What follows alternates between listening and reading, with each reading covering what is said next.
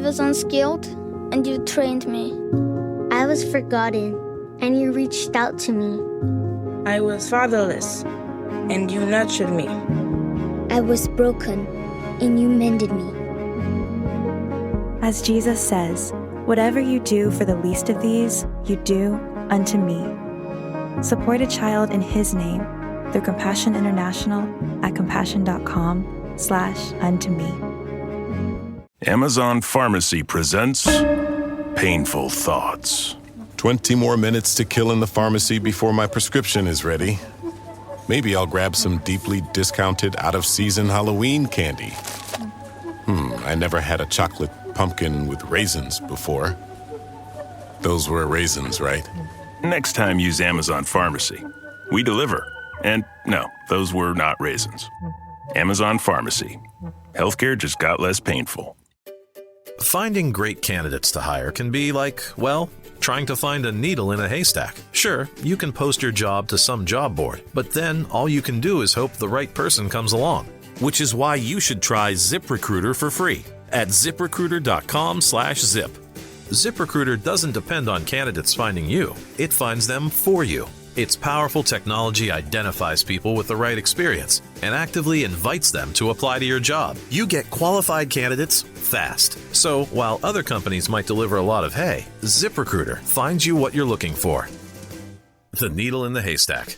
See why 4 out of 5 employers who post a job on ZipRecruiter get a quality candidate within the first day. ZipRecruiter, the smartest way to hire. And right now, you can try ZipRecruiter for free. That's right, free at ZipRecruiter.com/zip. That's ZipRecruiter.com/zip. ZipRecruiter.com/zip.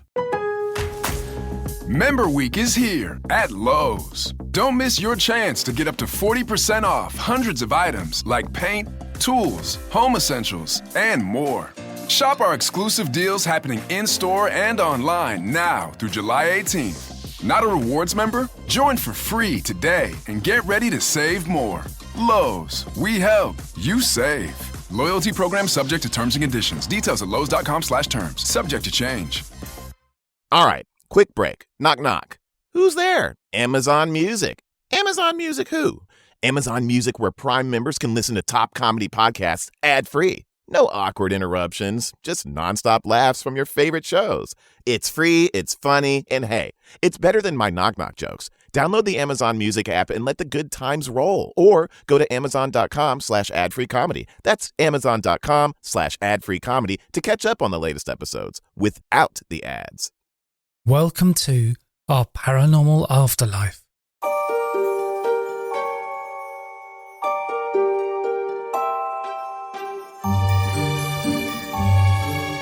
This is an Our Paranormal Afterlife extra episode, and I'm your host, Simon Bown.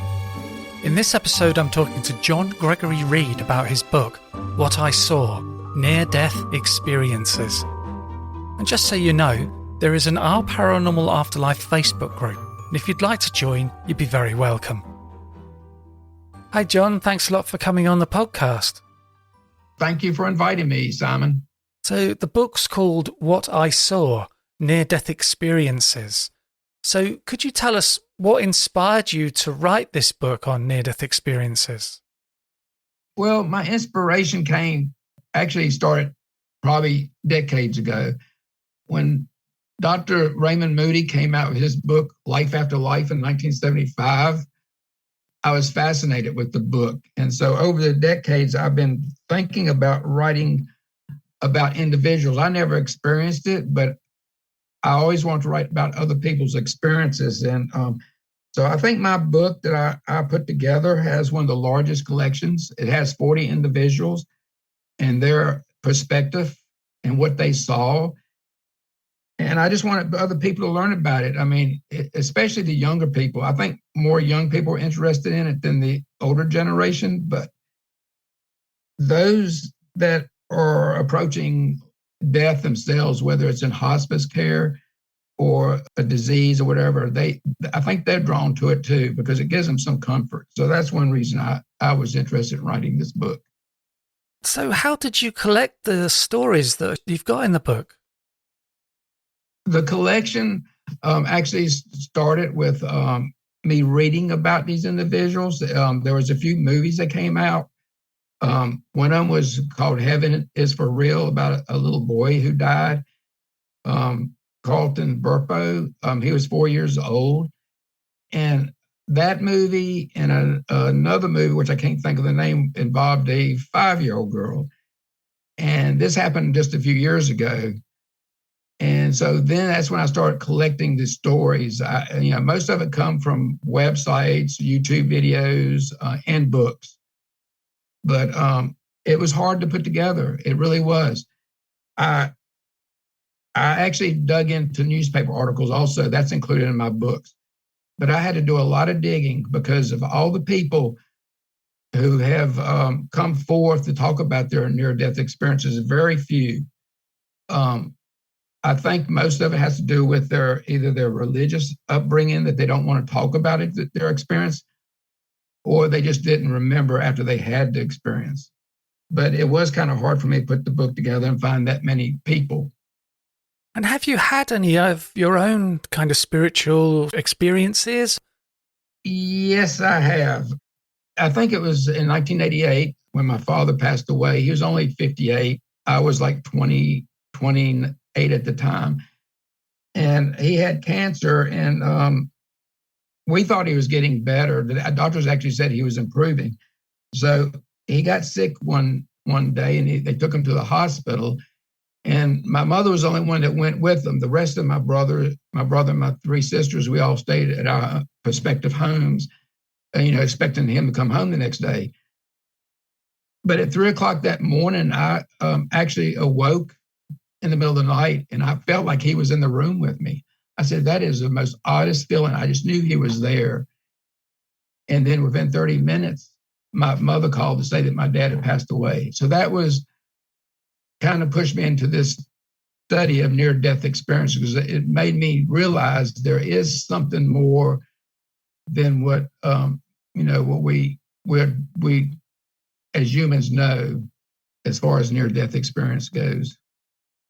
When you have your own experiences, it shows you that there really is something there, and it makes reading about all these other things more real in a way and more believable. That's true. And I've talked to other people. I worked as a nurse for 35 years, and I've seen people who have died. Very few of them that we bring back. But before they would pass away, someone would sit in the bed and just stare, like they're staring at something, like someone or something. And then they would pass away.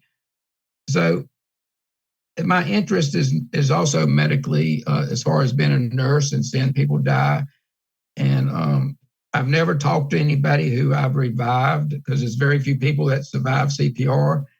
But I always was curious about what they may have seen. There's something called deathbed visions, isn't there, that happens, people seeing things in the last few days and hours before they die. Yes, that's true. And I think that some people, it's sort of like my grandfather. He had just turned 90. He was a veteran. He fought in World War I. My dad was going to take him to the Veterans Hospital for a physical. And my grandfather says, no. He says, I can't go. He said, I want to die in my home. And my dad said, well, you'll be fine. They're going to do a complete checkup. But he said, no, I won't. If you take me, I won't be coming back. So anyway, my father took him to the VA hospital, and he passed away within an hour of getting there. So I think people have a sense or some forbearing of what's going to happen in their lives, especially as you get older.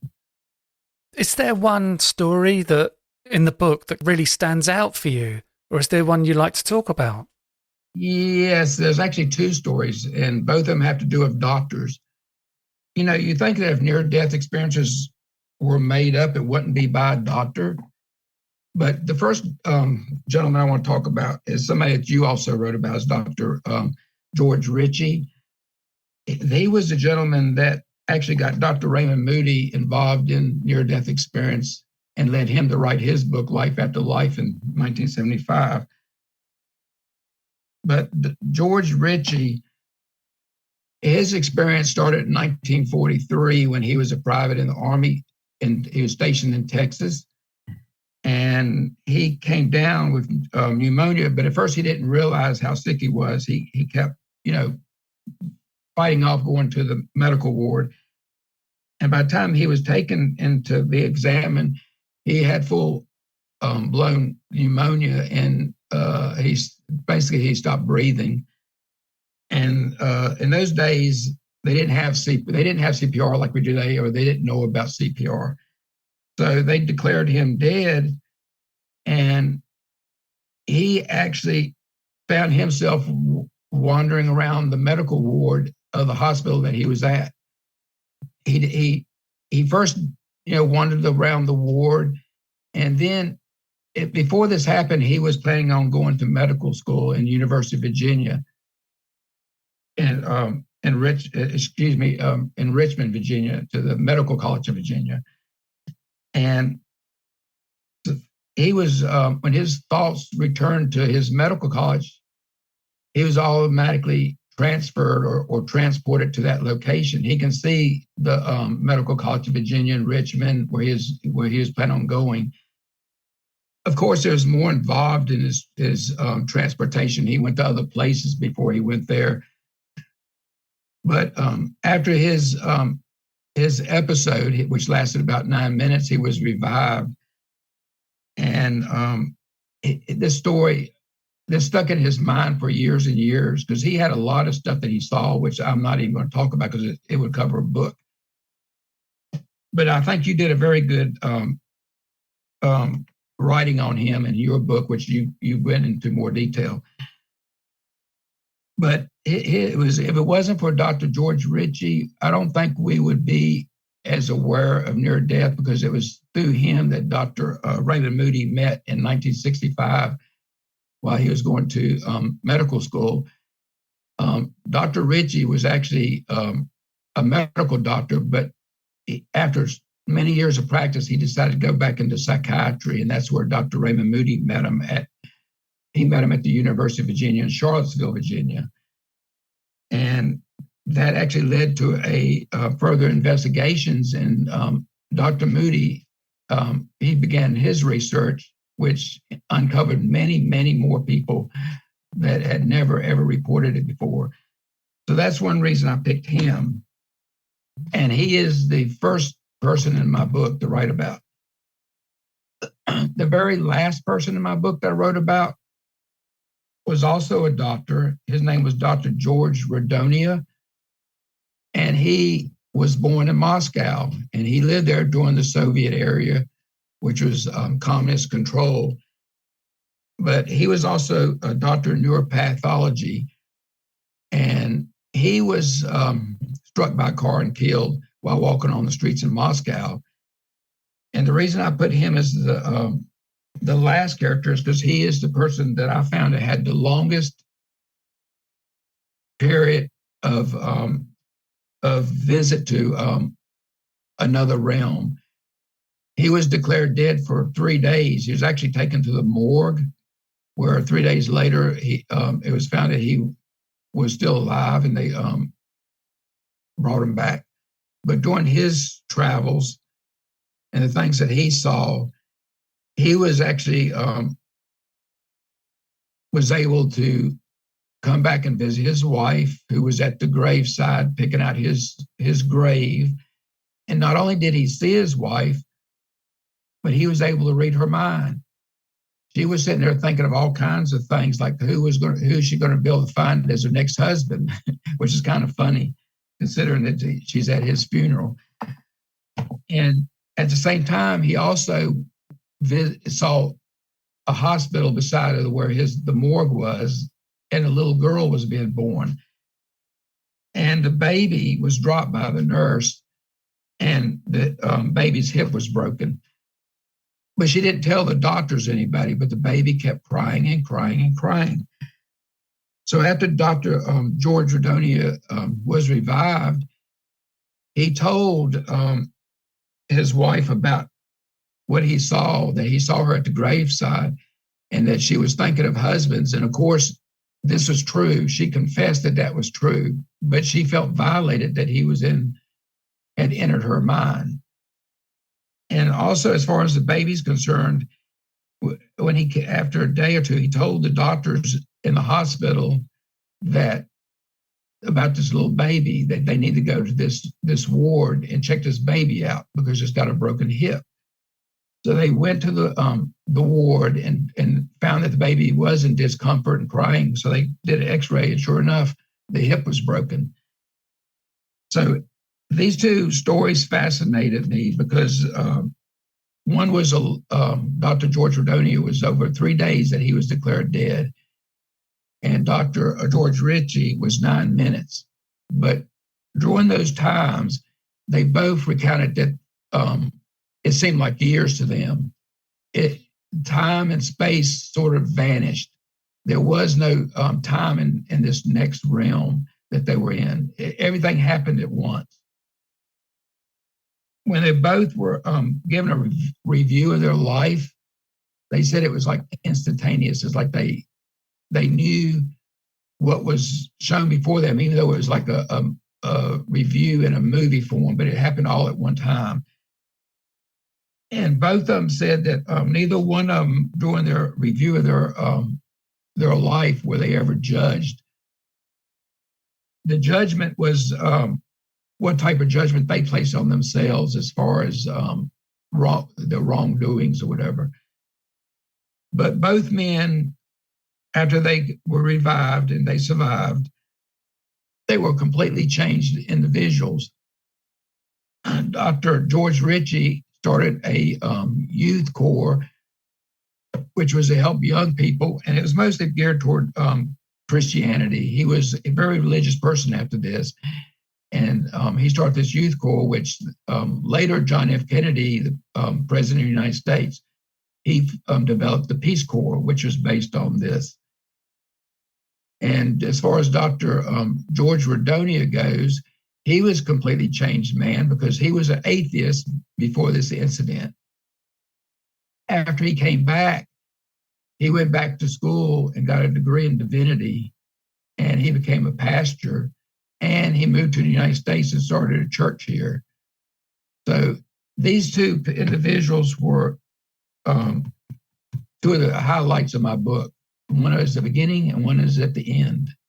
I'm Dr. Sarah Ray Hall, the founder and CEO of Armra. I developed Armra Colostrum because I know your body was designed to thrive. It's your natural state, your birthright, and you can reclaim it. Colostrum is the first nutrition we receive in life, with every essential nutrient our bodies need. It's nature's original blueprint for health. After a devastating health crisis almost took my life, I made it my mission to harness this power. Using proprietary technology, Armra captures over 400 bioactive nutrients in every scoop, delivering over 1,000 benefits that transform your health at its foundation. Whether for gut health, metabolism, skin, hair, immunity, mood, energy, fitness, or recovery, I invite you to join this collective revival of health and discover radical transformation for yourself. Visit armra.com, that's ARMRA.com, and enter code HEALTH30 for 30% off your first subscription order. This statement has not been evaluated by the Food and Drug Administration. This product is not intended to diagnose, treat, cure, or prevent any disease. Whether you're into just mascara and gloss or love playing with bold colors, we all have that one makeup essential. Mine? Thrive Cosmetics Liquid Lash Extensions Mascara. It gives the look of lash extensions without the glue or damage. The flake-free tubing formula defines from root to tip, no clumps or flakes, and comes off with warm water. It's vegan, cruelty-free, and gives back with every purchase. Beauty that works and makes a difference. Try your new trusty favorites with an exclusive set for our listeners. New customers can get the Liquid Lash Extensions Mascara and the mini-sized Brilliant Eye Brightener at a special set price with free shipping available at thrivecosmetics.com/beauty. Or save more with 20% off your first order at thrivecosmetics.com/beauty. That's Thrive Cosmetics, CAUSEMETICS.com/beauty for 20% off your first order. So part of that is the verification, the veridical parts of the near-death experiences. And I think this is a really crucial part of it. Do you have others in the book? What do you think this kind of verified thing can tell us? Verifying their stories like Dr. George Ritchie, he actually described several locations. Like he described a cafe and a blinking light at an intersection, and this was verified. Everything he gave a description, there was a place like that. And the as far as Dr. George Rodonia, his wife verified that what he said he saw was accurate, that she was at the graveside and she was thinking about picking out, who her next husband would be, which was very unusual for somebody married for years. And also, there's another story in the book about another doctor. I'm sorry, I'm picking on doctors all of a sudden, but I think doctors are a good example because nobody would think a doctor would lie about near-death experiences. But there was a doctor, Raji Porte, who was a doctor here in Bakersfield, California. He was the head of anesthesiology at the Bakersfield Heart Hospital. He was very well-to-do. He actually had his own mansion. He had nice cars, and he was very successful. But he came down with cancer, prostate cancer.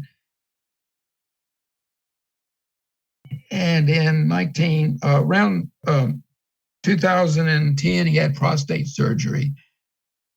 Everything went fine, but following the surgery, he started having a lot of complications, and he underwent some more surgeries. And finally, during one of the surgeries, he experienced a near-death experience. And he witnessed the anesthesiologist who was doing his case as telling a dirty joke while the surgery was going on. And he also was able to visit his mother and sister in India and saw them and remember what they were doing, that they were cooking a certain meal. And during the surgery, one of the nurses went around, and I know this happens because I worked in OR, but sometimes during surgery, there may be a strong odor, like you have a bad wound or something. He also had an infection in a wound, and the nurse had to go around and put some scent on the doctors' and nurses' masks to kind of help the doctors get through the surgery because the smell was so strong.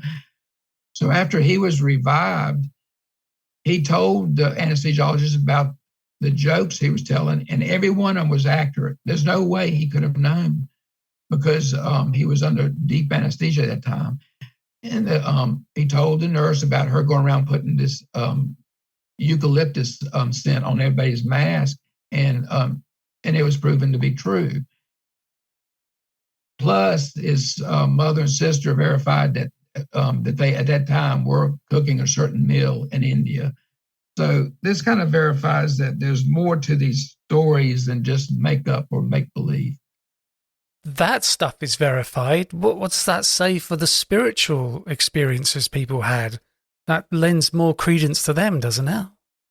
The spiritual concept is really amazing because in my book, I have a mixture of Muslim, Christians, Jewish, and Buddhists, and atheists. Every one of them came back spiritually changed. They were more enthralled into life itself. They didn't take anything for granted. Love was the number one essence to all of them, even the atheists. When they came back, they believed and spread the word of love. That was the most important thing. But most of them became religion, and they didn't necessarily become a Christian. Some of them, one of the gentlemen that I wrote about was a Muslim gentleman. When he died, he actually experienced what he said was a hell. He saw people that was in a pit, a dark pit with a fire next to them, and they weren't actually in the fire, but they were close enough that it was burning their skin, and it was like torture. And when he returned from his experience, he became a more devout Muslim. And in the Muslim religion, they don't really preach a lot about love and compassion, But he was so much changed that he started focusing on that and trying to get his fellow Muslims to preach love and not hatred. So it is a spiritual change.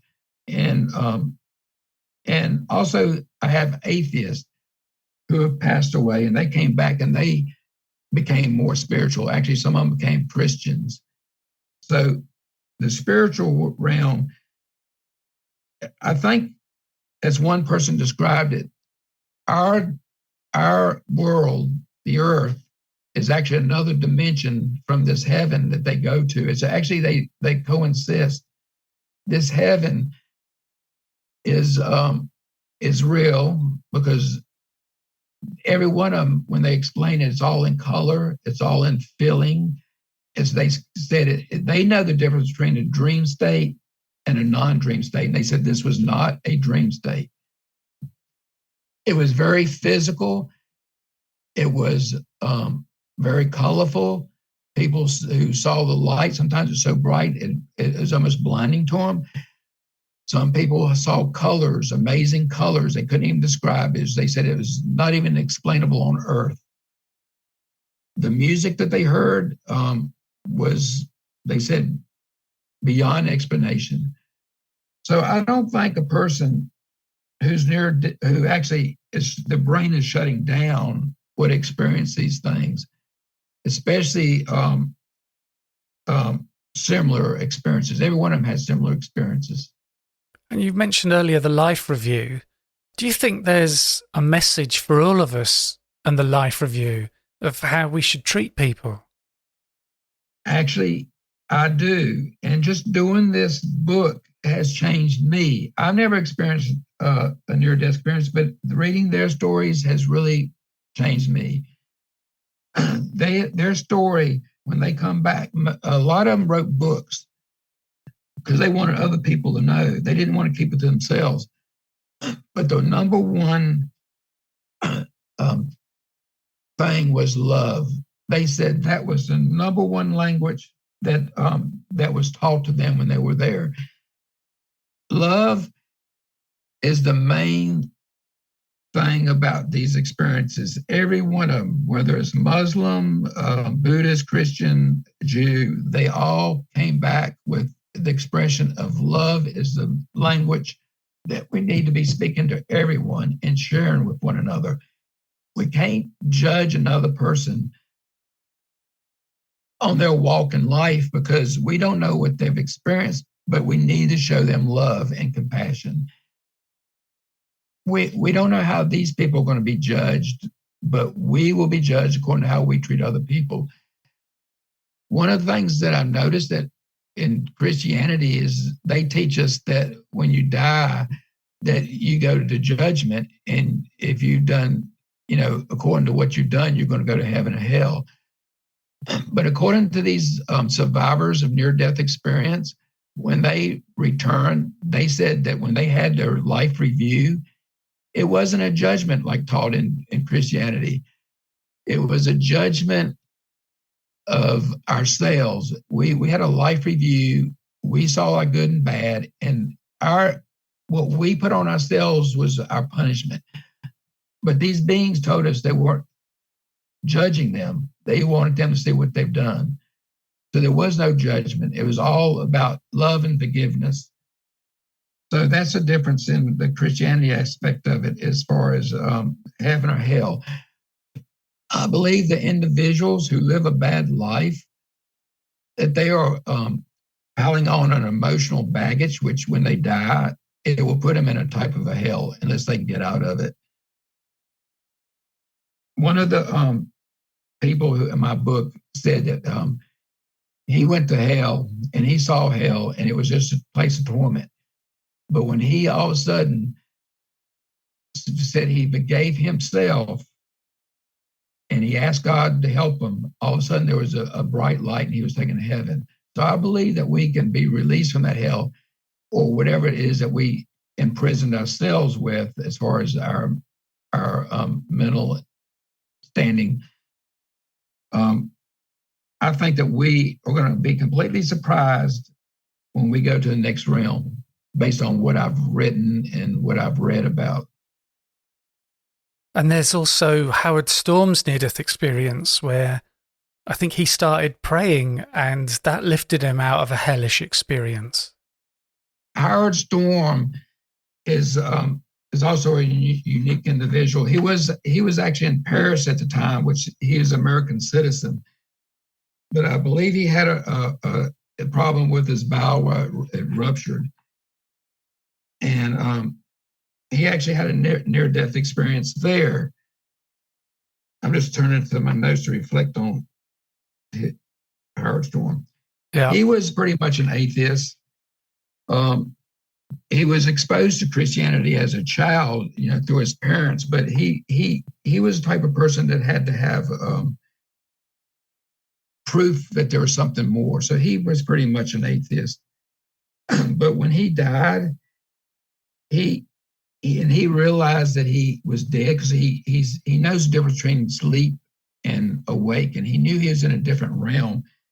But he knew right away that there was something more, because he wasn't alive and he wasn't dead. He saw his wife, actually, he floated above his body. He saw his wife sitting in a chair beside the bed. Then later he heard somebody calling him, Howard, come here. He followed these individuals down the corridor because he was drawn to them, but he started following them. And as he went down the corridor became darker and darker, and more of these individuals started showing up.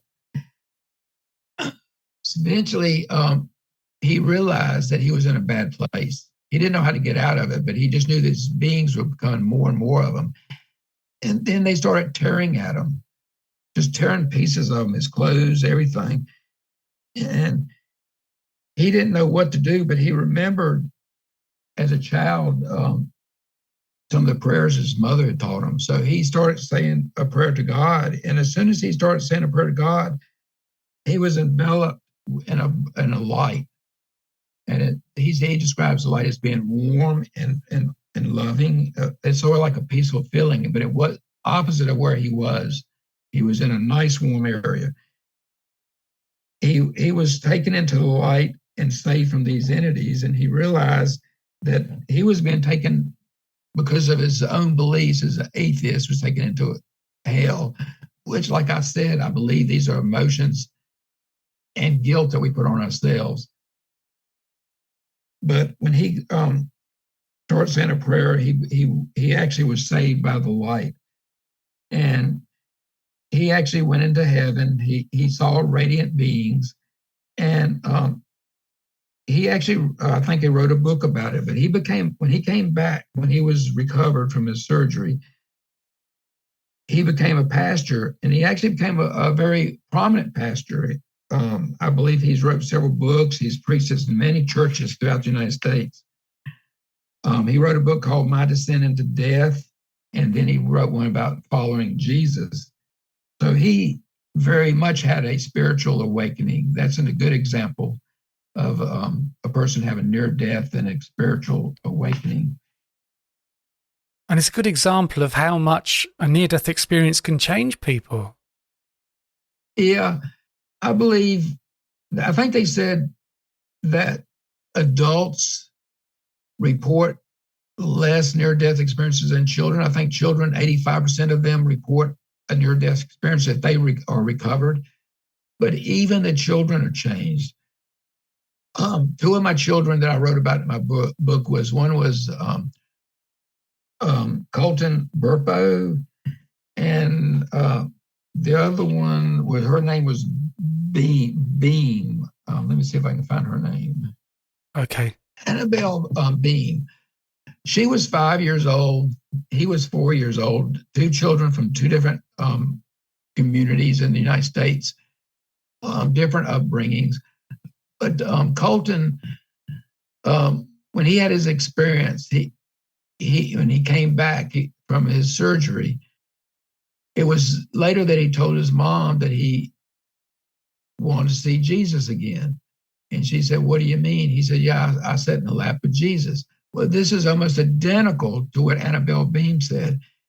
When she was out playing with her sister in the yard. And she was, of course, 5 years old, and she had climbed up onto a cottonwood tree.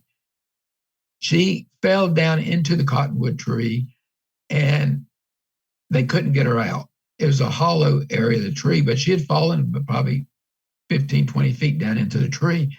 So they called the rescue squad to come, and the firefighters come get her out. So it took them a long time to get her out, but during this time, supposedly she had her near-death experience. And she actually said that she saw Jesus and got to sit in his lap.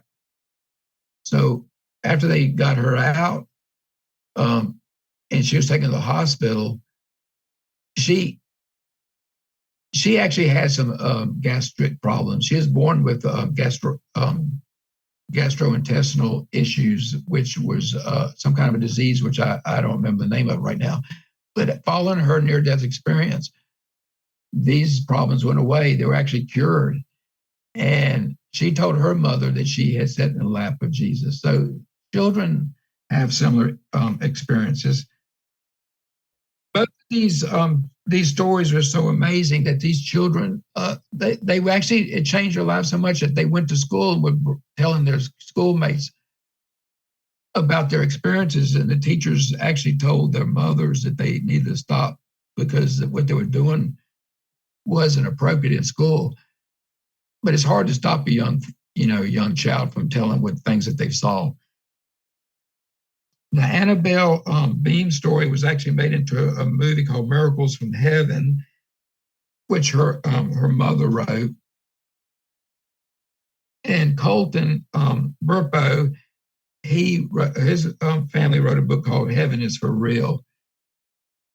I believe that both of these families, or at least one of these families, actually started a ministry based on their child and their experience. It doesn't just change adults, it changes children also.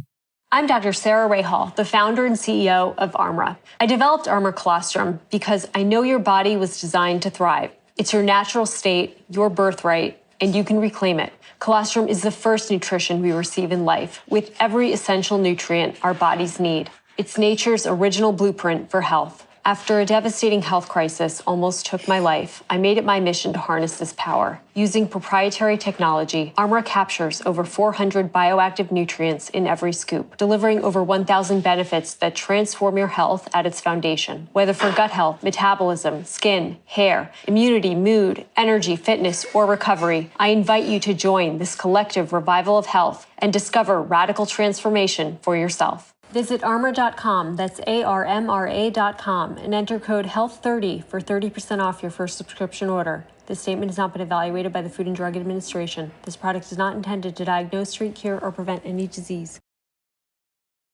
People seem to have near-death experiences which are tailored just right for them.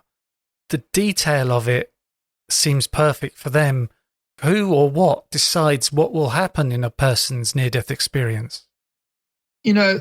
I don't know who or what decides what they experience, but you are correct. There are people of different backgrounds that when they die, the life that they see after death is tailored to their way of seeing things.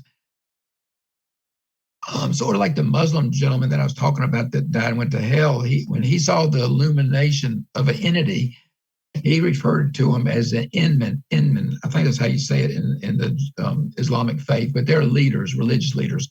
So he saw a Muslim religious leader. One of the Buddhist women who I wrote about, she actually died in the 16th century, but she left a book, wrote about her experience. She actually saw gods, or like Buddha and stuff, different gods that Buddha taught about. So it's tailored to the individual's religious experience.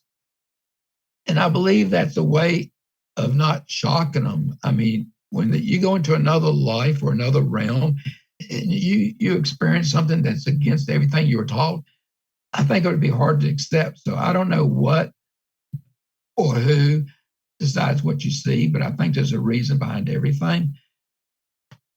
Yeah, I think that's very interesting. And I wonder sometimes if it's a space they go to is not the real afterlife. It's kind of might call it the theatre of the near-death experience, some kind of holding space or halfway house where all this is put together for them. That is a possibility.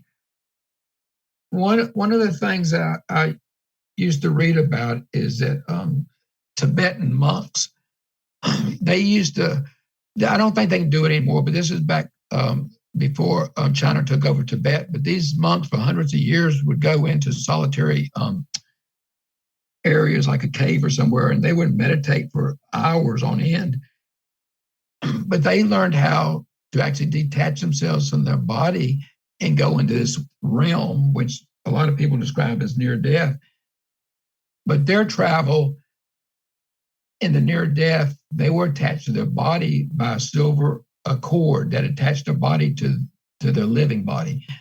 So wherever their spiritual body went, they were always attached to their body. And I have one case in my book. Her name is Laurie Lambert. She had a near-death experience at 19 years old when she was in a kayak. She was pushed under a waterfall and drowned. But she said that when she left her body and she saw them working on her, she can also see a silver cord. She was attached to the silver cord. I've never had other people write about that other than what I read about monks. But the monks write in their books that if the silver cord is ever cut, then that's it. You're into the next life. They said that this was a realm of being between two states. So you're right. It could be a realm where it's like a holding pattern realm where you're accustomed to the environment before you go on. But I think it's interesting that she was the only one that reported the silver cord. But as far as going on to further, I think half of the people or a third of the people I wrote about came to a border where they said they knew that if they went further, they weren't going to return. It could be a gate. It could be a light. It could be a dark corridor, but they said that if they knew that this was the barrier. If they went any further, they weren't returning. So I don't know if this is a halfway travel place or what it is. That's something we'll never be able to answer until we're actually faced with that. And have you come across stuff within near-death experiences that links to or hints at reincarnation? Reincarnation is mentioned by some of the people who have returned, not all of them, but some of them. Even some of the pastors who are Christian religious pastors have experienced near death, and they were actually shown not just their past wrongs and rights, but they're shown past lives. They said that they have lived before. And I think this may go back to the Buddhist teachings of reincarnation, where if you live a life and you don't learn what you need to learn, you're going to come back. You're going to continuously come back until you have reached a certain level of learning. So that's also mentioned in some of my my near-death experience stories. I've actually written 3 books. One of them just came out today, but all 3 books are linked to each other. There's a doctor, Tony Sicario. He's an orthopedic doctor. He was well-established orthopedic doctor, and he was at a family reunion in upstate New York when he went to use a payphone. When he hung up the payphone, and there's a lady behind him waiting to get on it. So before he could step away from the payphone, a lightning bolt hit the phone and came out of the phone and hit him in the face. So supposedly witness said it hit him in the head and went out through his feet because it knocked him about 4 or 5 feet. He was instantaneously taken out of his body. He can actually see his body laying on the ground. He saw the woman checking on him. He can see other people running up to help provide CPR. But in his experience, he also, I think, mentioned something about in his life review that he had lived previous lives. So he can go into my book that I wrote about reincarnation, but he's also in my book, A Near-Death Experience. But when he recovered, when he came to and he was saved, within days, he started focusing on playing the piano. And so he's in my third book, which is called Sudden Genius, which is about people who acquire savant syndrome. Because he was hit in the head and he had damage to the left side of his brain, his right side, which is our creative side of the brain, took over for him. And he became a concert pianist. He never had an interest in the piano. But after this, he all of a sudden was drawn to playing the piano. And within no time, he was a well-trained pianist. So everybody who experienced near death can fall into many categories. And it's hard to explain. It's still, the brain is a mystery, and it's still under studies. They have a near-death experience research foundation, which is the largest foundation in the world researching this. And they're trying to find a link to all of this, how they all come together. And to me, I don't care how many research centers we have. I don't think no one's ever going to learn until it's actually our time that we have to leave this world and face death ourselves. One thing I'd like to mention before we ask the next question is that they're always asked, what did you learn? What did you learn out of this life when they have these near-death experiences? So I think when they're asked what do they learn, it kind of links it back to reincarnation. Like, have you learned enough, or do you need to go back? I mean, it's hard to explain. So do you feel for yourself, or for everybody, that near-death experiences are proof of an afterlife? Or would you say they're just evidence there might be an afterlife? I don't think anybody is ever going to be able to say it's proof enough. I think it's evidence. The book that I wrote, I mentioned at the end of it that each individual who reads the book will have to take away from their own perspective of each story and form their own opinion, whether it's an evidence or whether it's proof. I think it's not a direct proof, but it's evidence enough for me to believe that there is. Yeah, I feel the same, particularly when it's those veridical near-death experiences where something out of body that they've seen is proven and verified. I mean, it's sort of like if somebody asked me to prove that it's cold where I'm staying, where I am right now being interviewed, so it'd be hard for me to prove to you that I'm cold or if I'm hot. I had to explain it to you. So it's in that category of another person hearing another person's story. What kind of proof is there? There is no proof. I can't prove to you that it's cold here unless you're here. So it's the same thing as near-death experience. Unless you experience it, you're not going to have any proof. It's been great talking to you. Thanks a lot for coming on the podcast. The book's called What I Saw, Near-Death Experiences, and people can get that on Amazon, can't they? That's correct. The book is available on Amazon. You can get it. I only have it in paperback or ebook format. And that's worldwide. And the other two books, they're going to be out now. Is one of them out now, and then there's going to be another one? Actually, all three of them are out. The one before this book that you're talking about now is called Reincarnation, 35 Unexplained True Stories, in which I talk about 35 individuals who have experienced or reported reincarnation.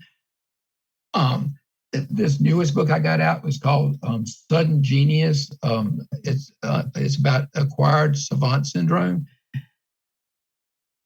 But if you read this book, near-death experiences, I don't just have ordinary people, and I have actually celebrities in it. I have George Foreman. I also have Jane Seymour, which is a British actress. I think a lot of people in England would be interested to know that she also had a near-death experience, and that's explained in the book. And she actually talks about it herself. Yeah, and the actor Jeremy Renner has been talking about his experience now as well. A lot of people, I think, are coming forward. I think originally people were hesitant to come forward, but I think as more and more people come forward, it opens a door for others.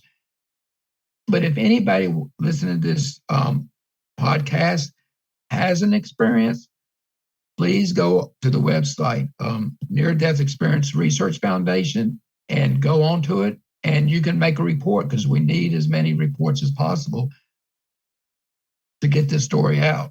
And the more stories we get and the more that we have a comparison, it leads us from evidence to more leaning toward proof. So please go to that website. Do you have plans for another book? At the moment, I don't. I have a bunch of biographies out about Americans who were not very well known but made a difference in our history. Some of them were from Ireland. One of them was from Ireland, but he came to America, and one came from Italy. So they're not necessarily Americans, but they're people who made a difference in American history. I don't have any idea for my next book, but when it pops in my head, I'm going to start on it. Well, great. Thanks a lot for coming on the podcast. Thank you for having me, Simon. It's nice that you were able to contact me and arrange for this. And that was an interview with John Gregory Reed about his book, What I Saw, Near-Death Experiences. And if you enjoy the podcast, please leave a review and be sure to subscribe on Apple Podcasts, Spotify, or via your favourite podcast app to make sure that you don't miss out on any episodes. And thanks for listening.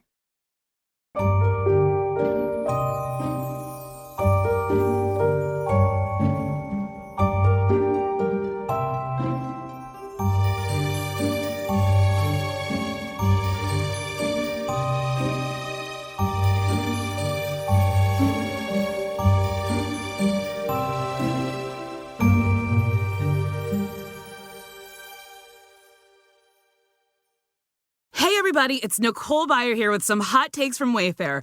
A cozy corduroy sectional from Wayfair? Yeah, that's a hot take. Go on and add it to your cart and take it. A pink glam nightstand from Wayfair? Scalding hot take. Take it before I do. A mid-century modern cabinet from Wayfair that doubles as a wine bar? Do I have to say it? It's a hot take. Get it at wayfair.com and enjoy that free shipping too. Wayfair, every style, every home.